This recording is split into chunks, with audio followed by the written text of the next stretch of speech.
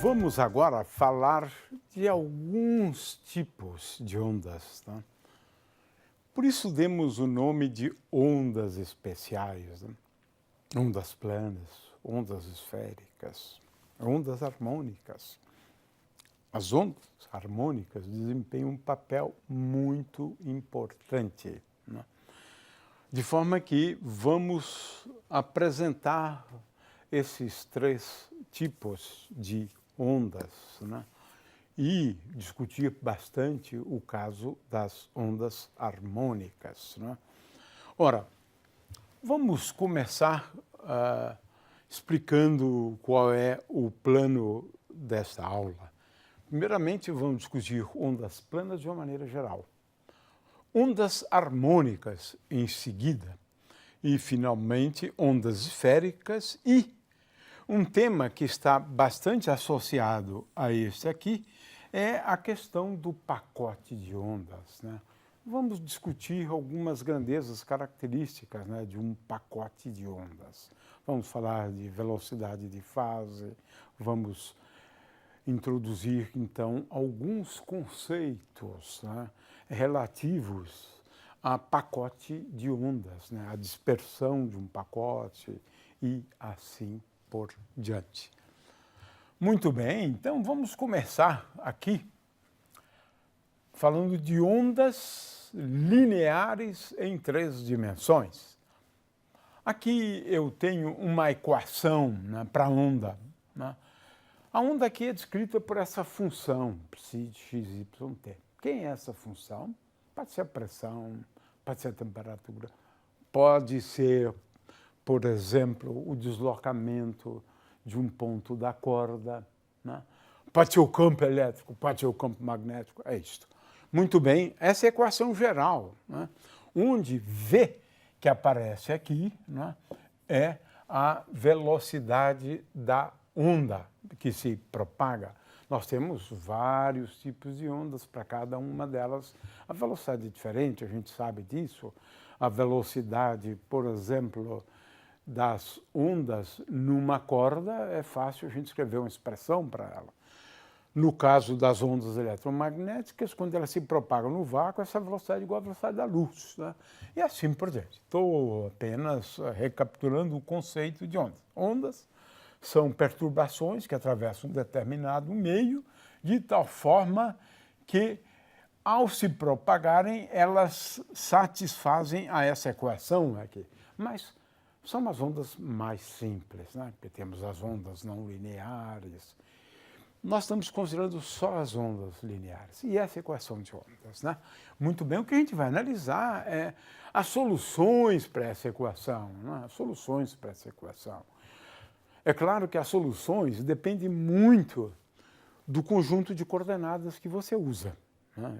Essa é a primeira coisa. A gente vai começar com as coordenadas cartesianas, de forma que a equação de ondas em coordenadas cartesianas tem essa forma. Agora, de uma maneira geral, né, nós escrevemos assim, né, que o Laplaciano de psi agora, eu estou escrevendo a equação de ondas para um conjunto de coordenadas que não obrigatoriamente as coordenadas cartesianas, né? Basta que eu saiba como escrever, né, o Laplaciano em outras coordenadas, né?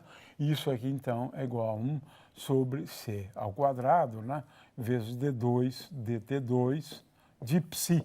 Agora, psi pode ser x, y, função de x, y, z, ou de outras coordenadas.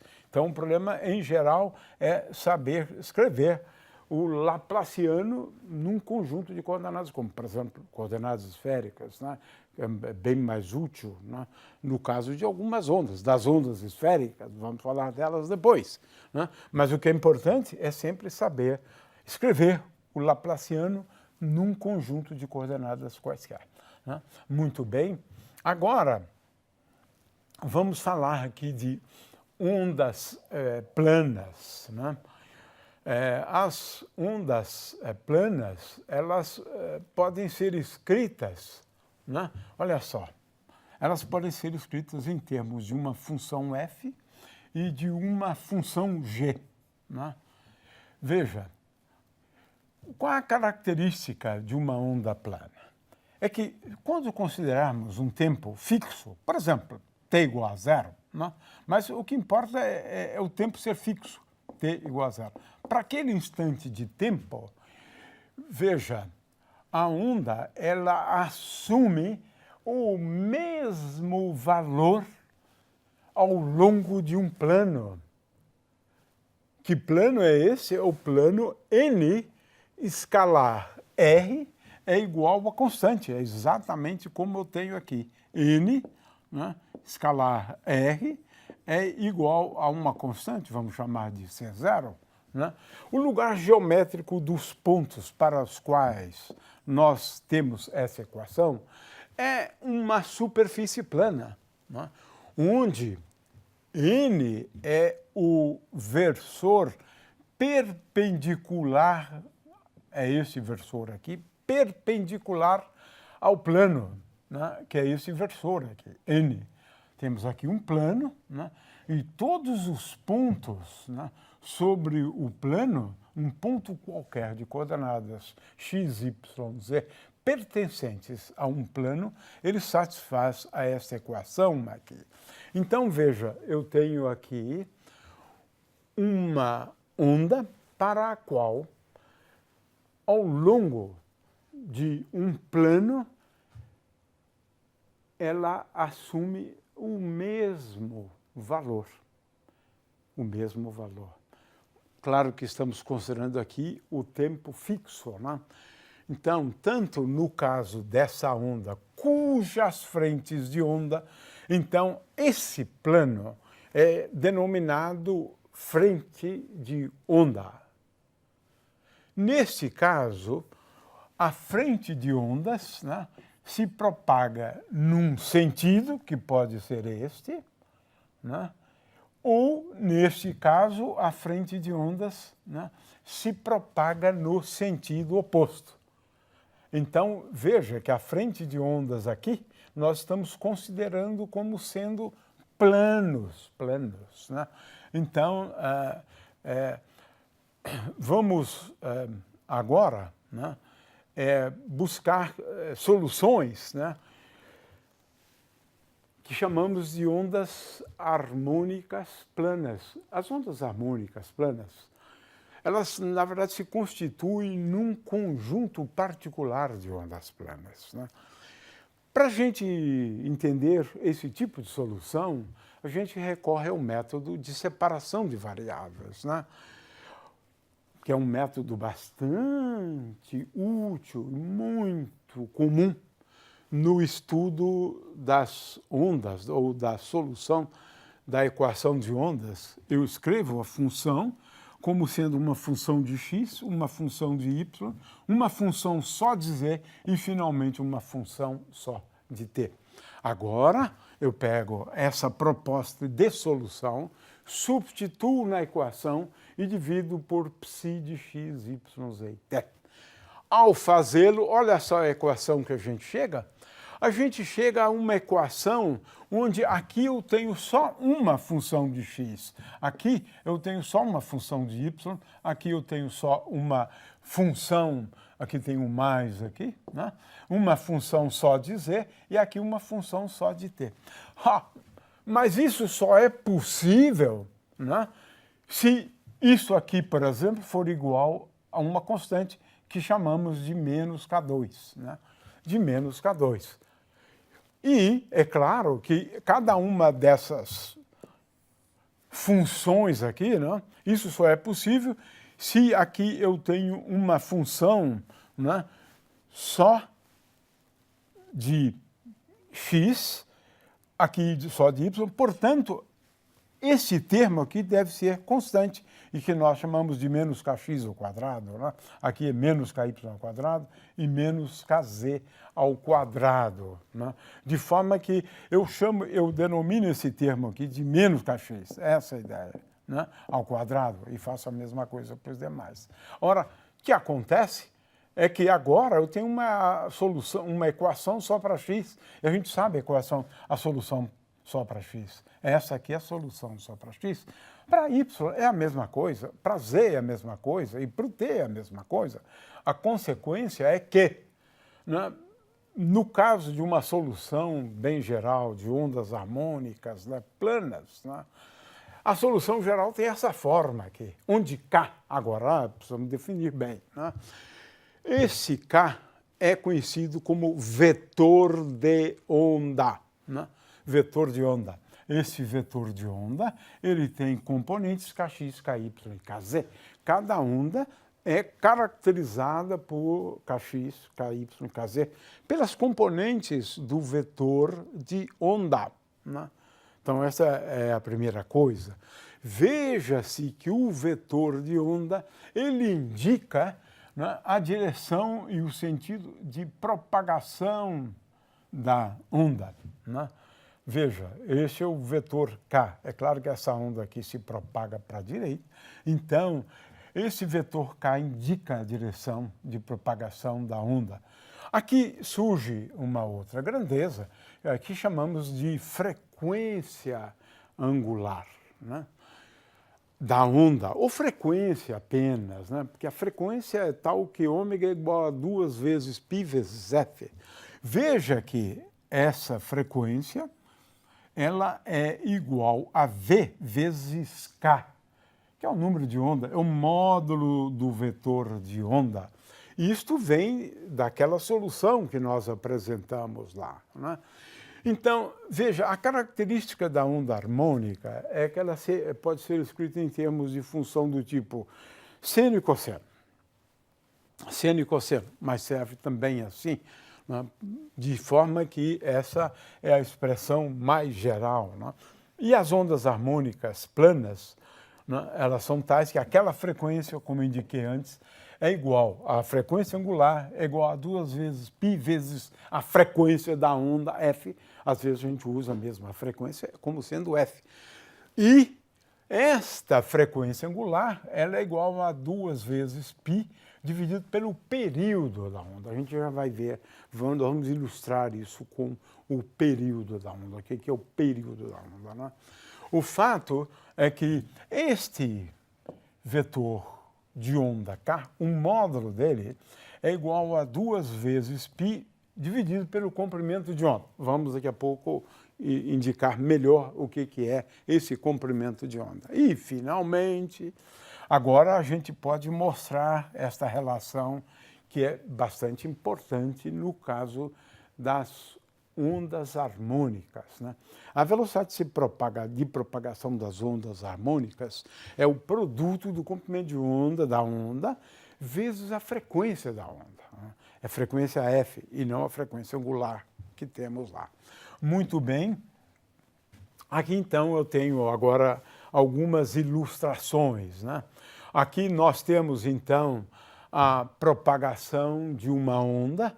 Veja que o vetor K, ele indica a direção de propagação. Então, esse vetor K está para cá, né? Aqui eu tenho as frentes de onda que estão se propagando, né? E esta aqui, certamente, é uma onda do tipo onda harmônica e que assume essa forma e a velocidade é dada por esta expressão aqui, né?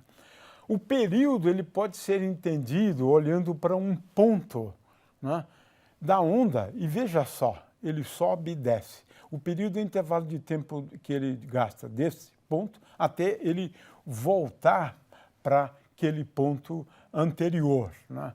E de forma que esse é o período, o intervalo de tempo daqui até voltar de novo, o período. Então fica bem caracterizado aqui o período. O comprimento de onda é a distância, por exemplo, entre dois máximos da onda. Pronto, dois máximos da onda. Pode ser esse aqui, ou pode ser também dois mínimos da onda, né? Então, essa é a definição de comprimento de onda. O período também você poderia definir de um outro jeito, né? Como sendo um intervalo de tempo tal que, quando decorrido esse intervalo de tempo, você não tem como distinguir a onda daquele tempo de um tempo anterior a esse, né? Diferido pelo período, né? Muito bem. Ondas esféricas, né? eu tenho aqui uma onda, por exemplo, nessa ilustração, que tem origem num ponto, que seria a origem do referencial. Ela se propaga. Agora, qual a característica da onda? Vamos lá. De uma onda esférica, em primeiro lugar, ela satisfaz a equação de ondas, mas agora, quando eu faço a separação de variáveis e considero o Laplaciano em coordenadas esféricas e esqueço as demais coordenadas θ e φ, porque a onda não depende de θ e φ. Né? Então, essa é a forma para a equação de ondas, né? Levando em conta agora esta coordenada R, né? Coordenada R, e a equação de ondas pode ser escrita sob esta forma aqui. Agora vamos lá. É fácil agora verificar, né, que a forma mais geral, né, de ondas esféricas é esta aqui. Né? Veja que agora, aqui eu tenho uma onda, que é exatamente aquela que eu estou vendo ali, que começa da origem do referencial e se propaga para fora. Mas também eu posso ter uma onda que converge para o centro, que é este caso aqui. Agora, a característica aqui da onda esférica, além dessa dependência, é ter aqui um fator 1 sobre R. Né? E ele é fundamental por conta de questões envolvendo conservação da energia. Né? Mas isso é um tópico que a gente precisaria ver um pouco melhor depois. É claro que eu posso ter, né, ondas esféricas harmônicas, né, e elas são muito importantes, por exemplo, no estudo da difração, né, a teoria da difração. Né, mas aqui, então, eu tenho uma representação para uma onda esférica harmônica. Né. Muito bem. Um tópico que é de fundamental importância e que a gente vai introduzir agora. Eu tenho aqui a equação de ondas. Se eu tenho uma solução, e tenho uma segunda solução, uma terceira solução, uma quarta, a soma das soluções também é uma solução. Esse é um princípio conhecido como o princípio da superposição. E é fácil verificar isto. Portanto, uma superposição de ondas também satisfaz a equação de ondas. Eu posso ter N ondas, eu posso ter, como é o caso aqui, né, N ondas planas, cada uma delas com uma amplitude diferente. Se esta é uma solução, como a gente está admitindo, né? Essa também é uma solução, aquela é uma solução, aquela outra é uma solução. Portanto, uma soma de ondas planas, harmônicas, também satisfaz. Consequentemente, é uma onda também, porquanto a equação é uma equação linear. Né? Essa propriedade, ela segue, ela é uma consequência da linearidade da equação de ondas. E é fácil verificar. Né? Qualquer superposição de ondas, né, é uma solução desta equação aqui. Né? Muito bem, mas aí me vem uma ideia. Né?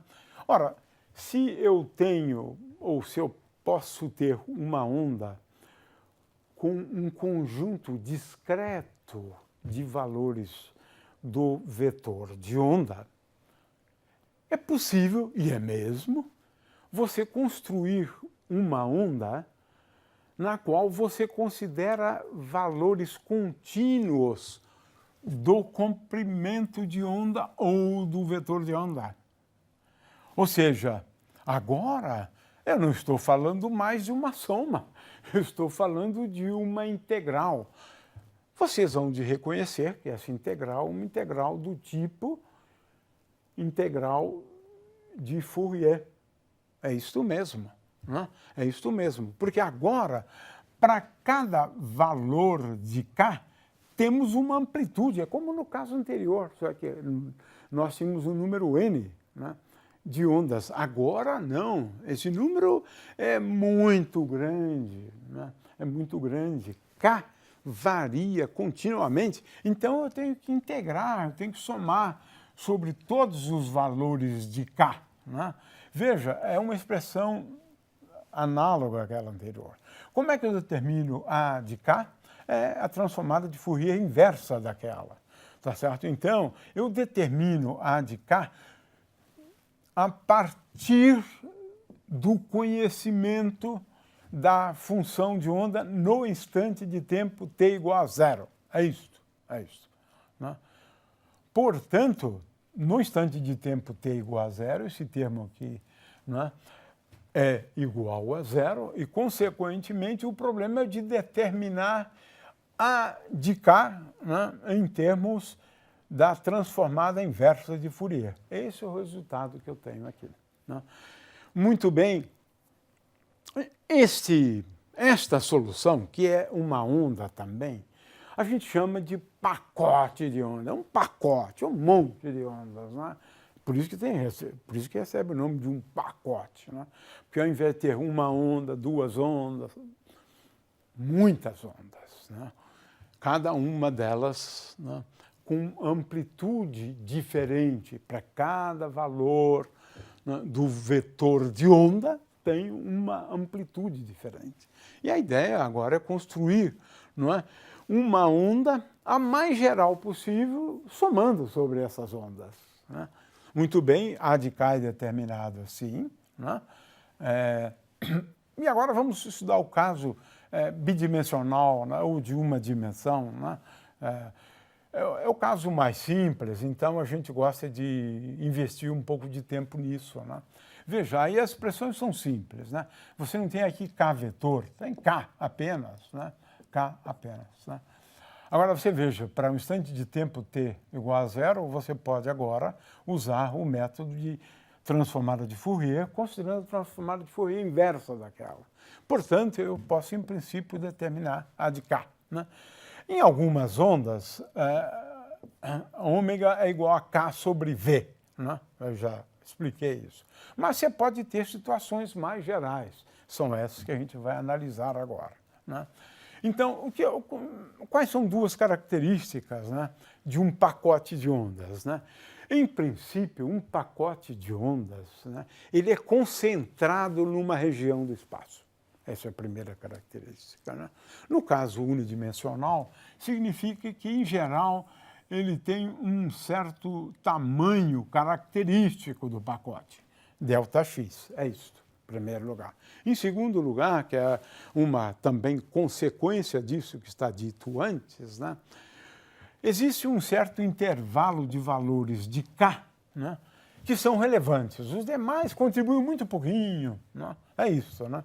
Então, e, em geral, tem um K0, né, para o qual a contribuição é máxima, ou seja, para o qual a amplitude é maior, para aquele valor de K0, né?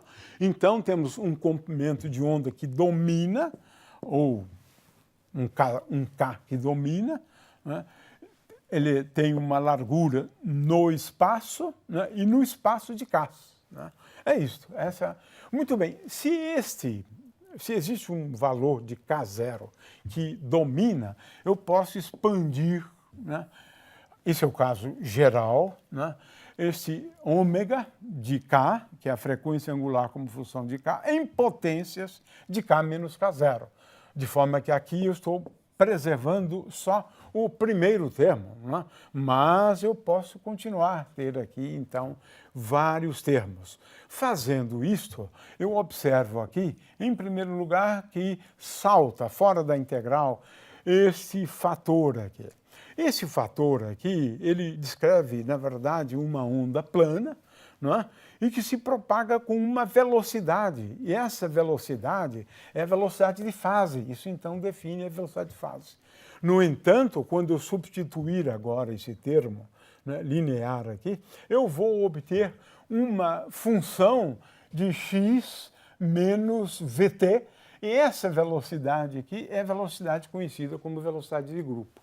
Então, no caso de um pacote de ondas, é importante que a gente compreenda que existem duas velocidades. Uma que não é muito relevante fisicamente, né, que é a velocidade de fase, né? Agora, a outra é a velocidade de grupo. E essa que vai indicar na verdade, a velocidade do pacote de onda, né? Ele é bastante centrado nessa velocidade, que é a velocidade de grupo, definida como a derivada da frequência angular com respeito a k, para k igual a k0. É isto, né? De forma que já introduzimos esses dois conceitos que são bastante importantes.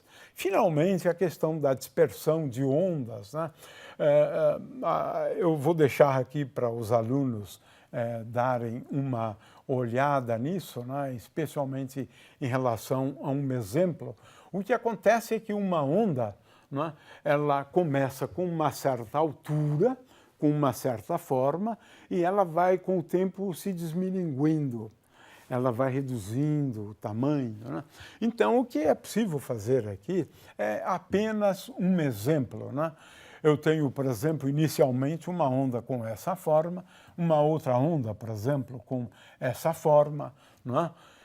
E o que acontece? Eu vou agora utilizar esse exemplo de uma onda que é bastante concentrada numa região do espaço, que é basicamente 2 vezes L. L é o comprimento característico, então, da onda aqui, né? Então, eu tenho aqui duas ondas para exemplificar e agora considero a evolução temporal dessa onda, porque essa é a forma dela no instante de tempo t igual a 0. E aí temos integrais, né, para a gente fazer, né? A gente acaba recaindo nessa integral aqui, né? E a gente considera só a parte real e o que acontece. Agora que eu estou exibindo a solução, e a gente agora consegue entender essa questão da dispersão das ondas mecânicas, né? Veja que aqui eu tenho a propagação da onda, né? E, no entanto, eu tenho um termo aqui embaixo, né, que faz com que a largura dela vá aumentando com o tempo e ela vá também reduzindo de tamanho. De forma que aqui eu tenho a onda no instante de tempo t igual a 0, num tempo um pouco depois, e a onda num tempo um pouco depois. Veja que ela já mudou a forma, né? Ela já se tornou mais baixa e também numa região do espaço maior, né? Isso aqui fica mais nítido nesse caso aqui. Começa assim, depois ela diminui de tamanho. Olha só, diminui de tamanho, né? Então, uma onda experimenta a dispersão. Com o passar do tempo, ela vai reduzindo o seu tamanho e ampliando a sua dimensão característica no espaço.